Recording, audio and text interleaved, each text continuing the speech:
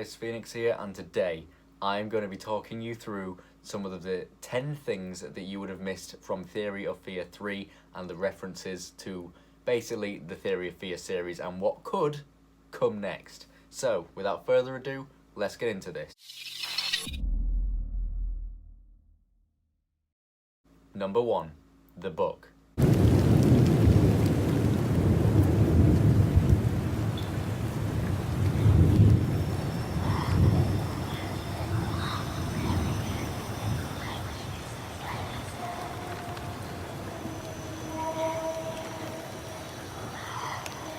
So the book that you see in the forest, basically, if you do look at the front cover, and I know it's hard to read in the clip, but if you do look at the front cover, you can actually read it saying the Latin name for Soul Demon, which is basically what the demon is within the series.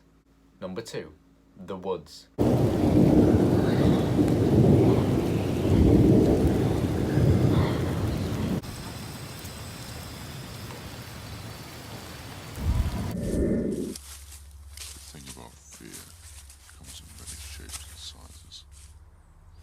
Some of them are unrecognizable.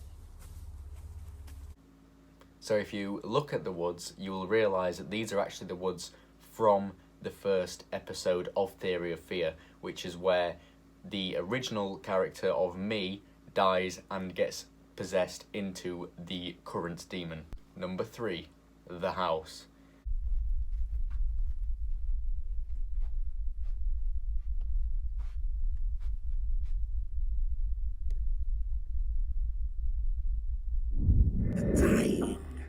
I was sent to a place where everything that wants to kill you is. I was trapped here for the rest of my life and death.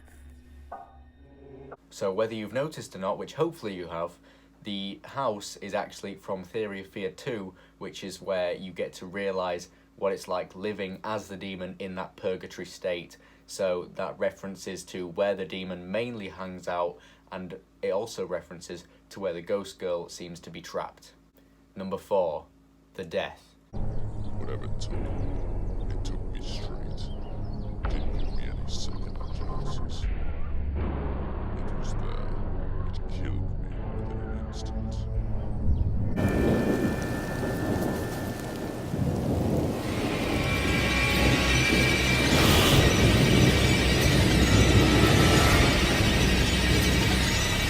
So the death of me from the first one is referenced in the third, whether you noticed or not. But basically what happened is the part where you see my character as the demon resurrecting itself off the floor, that reference is from a clip from the first where it actually died and was left on the floor. Number 5, the living past.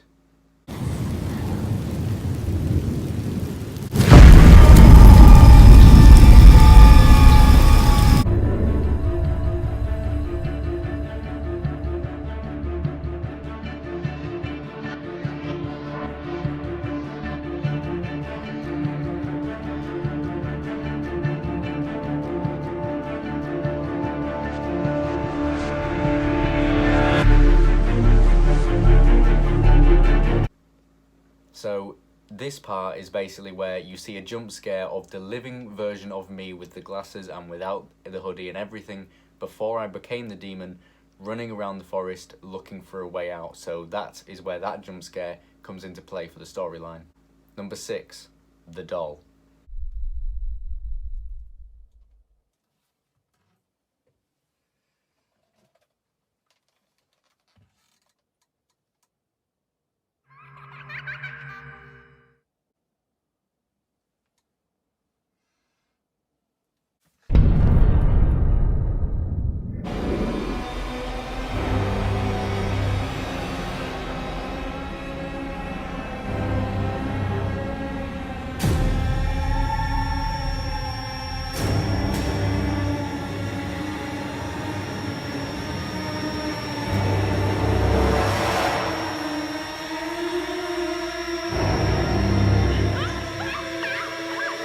So the doll, whether you noticed or not, once again, is from Theory of Fear 2.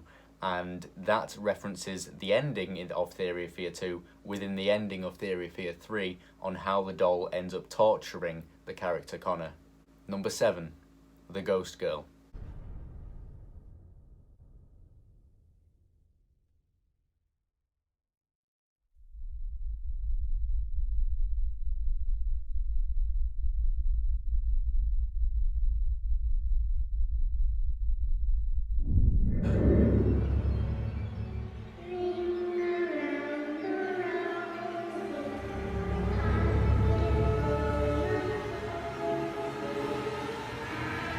So again, from episode 2 of Theory of Fear, the Ghost Girl is there trying to torture and haunt the house and Connor as he enters that house. Number 8, the Gate.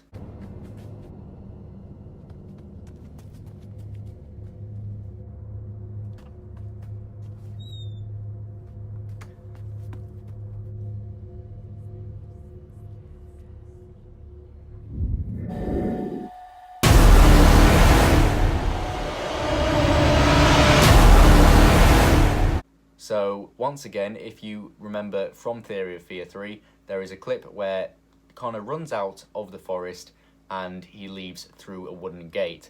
Now this references to the first episode of Theory of Fear, where the living version of myself tries to escape the woods, and it is that gate that I get dragged back into the darkness from, but Connor luckily escapes from that part of the forest.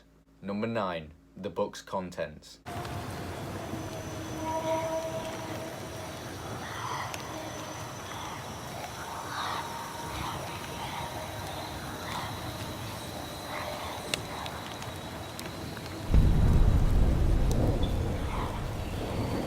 So within the books, although you can't really see it within the film, basically there is different things within the pages of related deaths and recent deaths. There's drawings of the demon itself. You can only just make that out in the clip.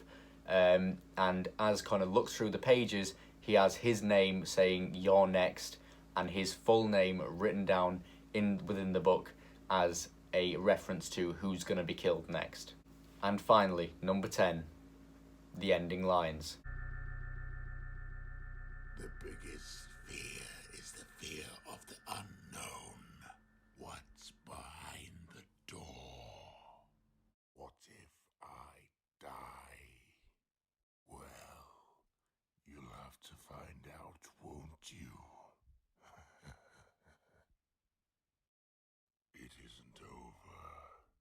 Tick-tock goes the clock.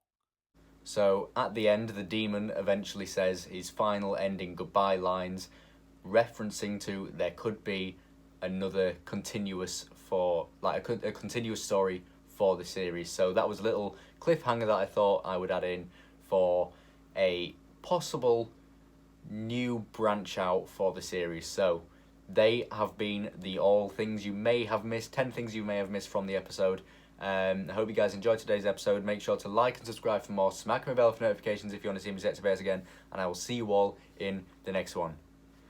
Phoenix Salute, out.